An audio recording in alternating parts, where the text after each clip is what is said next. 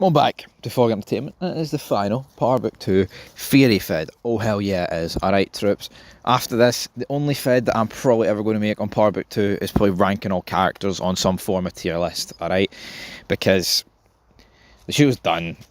And today, we're going to talk about all the plot holes that are left, considering the show ended early. Right? And I tell you what, the show ended early.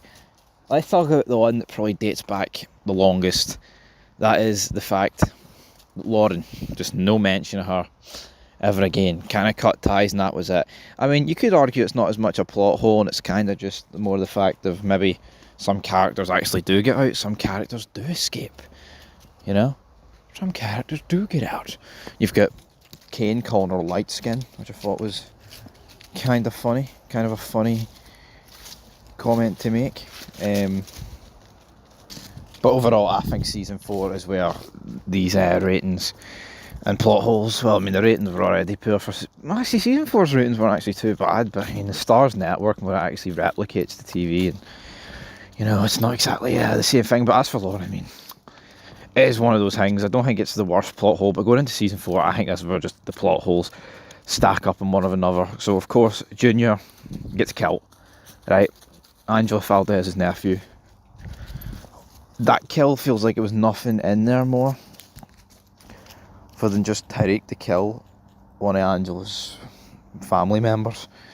Because when you actually look at it, it's like, well, what actually happened for this? I mean, this brought Detective Don Carter into the fold, and then look what happened. I mean, it's got no mention. Like, he refuels the Paz. I'm going to make sure the person that did this, I'm going to bring them to justice.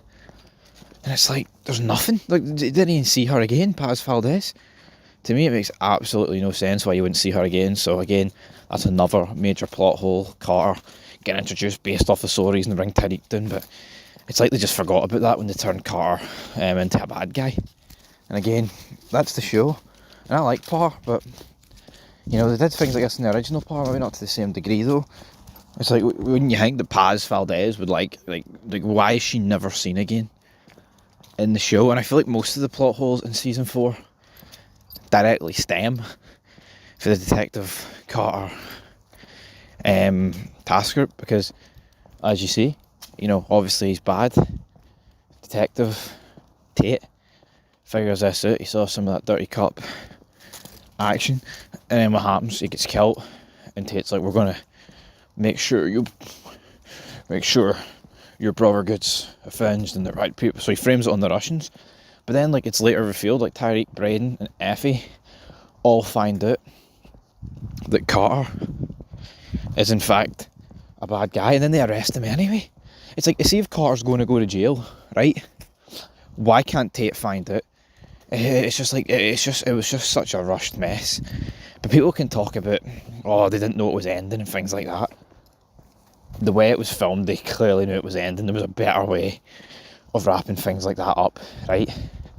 And as for everything else in this season, I mean, there was other major plot holes, like the Tejadas just constantly like betraying and then getting back together with each other, and then it's just like the amount of times that the Tejadas with some like version. I mean, like the season begins with Tyreek and Braden escaping from the Tejadas and Effie shooting at each other, and then like episode 2 and 3, it's like Diana and Drew against Kane and Monet.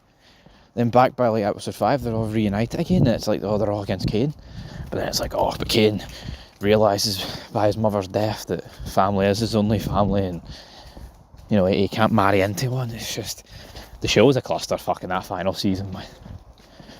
They could have done about 110 things to actually like make the show good, or make it make sense. Like, you know, a show can be as action packed and, you know, crazy as you want, but it needs to structurally make sense. And I feel like with Power Book 2 in that final season, it just completely and utterly went off the rails.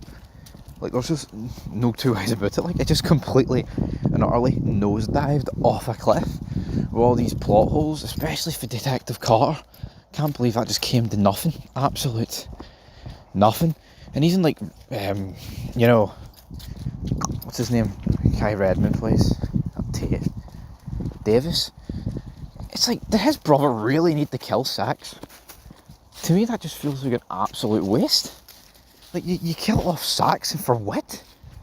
It's like, no fucking mention, and the season just ends, and like, all these people that are, you know, Agent Rodriguez and, you know, Kelly Sullivan, no, just have to accept, oh well, Tyreek got us again.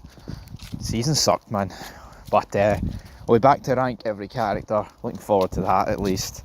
Till then though, peace.